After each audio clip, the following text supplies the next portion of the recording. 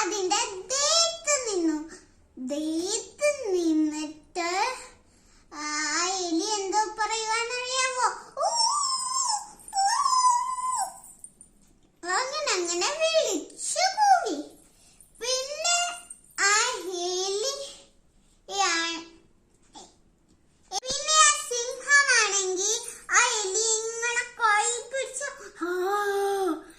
തിന്നാൻ നോക്കി. പിന്നെ ആ എലിയെ താഴെ വെച്ചിട്ട് അങ്ങോട്ട് പോയപ്പോ ഒരു മരത്തിന്റെ മേലിപ്പോട്ടായിരുന്നു. ഒട്ടനെ നെറ്റിട്ടപ്പോ എലി കണ്ട് എലി അത് കടിച്ചു പറിച്ച്